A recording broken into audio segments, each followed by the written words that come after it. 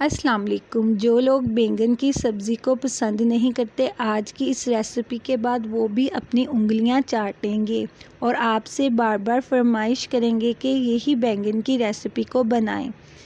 बच्चे और बड़े बहुत ही शौक़ से इस रेसिपी को खाते हैं। इस रेसिपी के बाद आप गोश्त को खाना भी भूल जाएंगे और सबकी फेवरेट रेसिपी बन जाएगी। बैंगन बनाना बहुत ही आसान तरीके से 15 मिनट में आप बैंगन तैयार कर सकेंगे। अगर आप कहीं से आए हैं, बहुत ज़्यादा थके हुए हैं और आपका खाना बनाने को दिल नहीं कर रहा, तो आज मैं आपको बताऊंगी बिना हाथ लगाए, बिना मेहनत के आप किस तरह से इतनी मज़ेदार रेसिपी बैंगन की बना सकते हैं। जो भी खाएगा वो आपसे इस रेसिपी का ज़रूर पूछेगा। मैंने लिए हैं आधा किलो बैंगन को लेके मैंने अच्छी तरह से वॉश कर लिया था। करने के बाद मैंने बैंगन के छिलकों को उतार लिया है।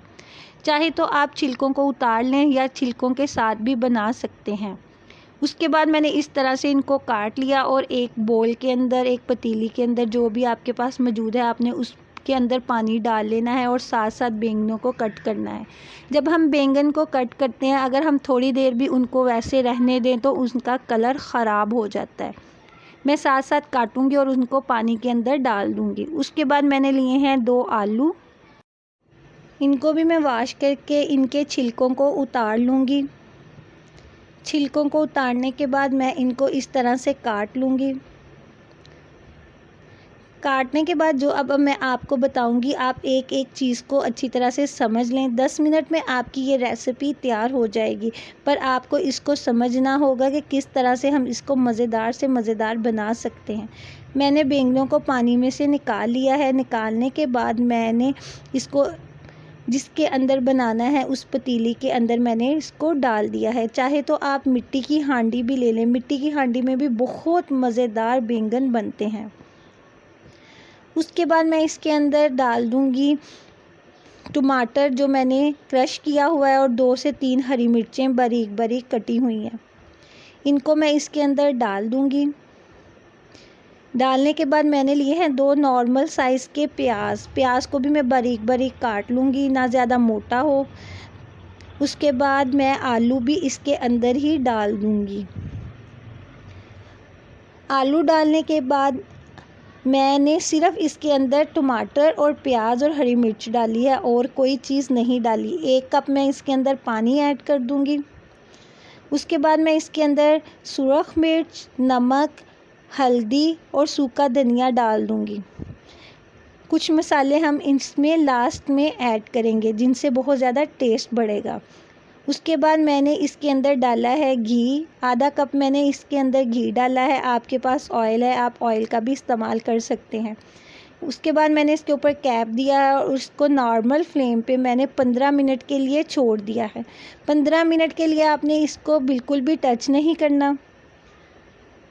जब 15 मिनट हो जाएंगे उसके बाद ही हम इनको देखेंगे। जैसे कि मेरे 15 मिनट हो चुके हैं, अब मैं आपको इसको दिखाऊंगी। देखें किस तरह से ये बैंगन पक रहे हैं। हमने कुछ भी नहीं किया, सारा कुछ इसके अंदर डाल दिया। डाल के हमने इसको पकाना शुरू कर दिया। इस चीज़ का आपने ख्याल रखना है कि बैंगन के अंदर घी ज़रा ज़्यादा अच्छा लगता है। देखें आलू बिल्कुल मैश हो रहे हैं और हमारे बैंगन भी मैश हो रहे हैं। अब इसके अंदर जो थोड़ा बहुत पानी रह चुका है, अब हम इसको 2 से 3 मिनट के लिए भूनेंगे नॉर्मल फ्लेम पे। और 2-3 मिनट के भूनने के बाद जब इसके ऊपर ऑयल आ जाए तो हमारा सालन तैयार है।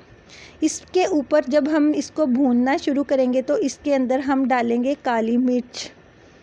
पिसी हुई काली मिर्च आपने ज़रूर ऐड करनी है, उससे भी बहुत ज़्यादा टेस्ट बढ़ता है। उसके बाद हम इसको भूनेंगे। जब जैसे जैसे हम इसके अंदर चम्मच हिलाएंगे, हमारे बैंगन खुद ब खुद मैश हो जाएंगे, हमारी सब्ज़ी तैयार हो जाएगी। और देखें किस तरह से ऑयल बाहर निकल आया है। इसका मतलब है कि हमारा सालन तैयार हो चुका है और हमारे बैंगन बहुत ही मज़ेदार तरीके के रेडी हो चुके हैं। जब हमने फ्लेम को बंद करना है, फ्लेम को बंद करने से पहले हमने अच्छी तरह से भून लेना है और इस चीज़ का ख़ास ख्याल रखना है कि इसका ऑयल अलहदा हो चुका है। जब हम ऑयल को अलहदा देखें तो हम इसकी फ्लेम को बंद कर दें। हमारे बैंगन तैयार हो चुके हैं बहुत ही मज़ेदार है। जो उसके सामने भी आप ये बैंगन रखेंगे वो उंगलियां चाटता रह जाएगा। मैंने फ्लेम को बंद कर दिया है। फ्लेम को बंद करने के बाद आपने 4 से 5 हरी मिर्चें लेनी है, लेके इसके अंदर डाल देनी है फ्लेम को बंद करने के बाद, और इसके ऊपर कैप ये रख देना है। हल्की हल्की सी इसके अंदर खुशबू आएगी हरी मिर्चों की, ये भी बहुत ज़्यादा अच्छा टेस्ट होता है। और बोल में डाल के उसके ऊपर हरा धनिया डालें और आप सर्व करें। जो भी खाएगा वो तारीफ़ किए बगैर नहीं रहेगा।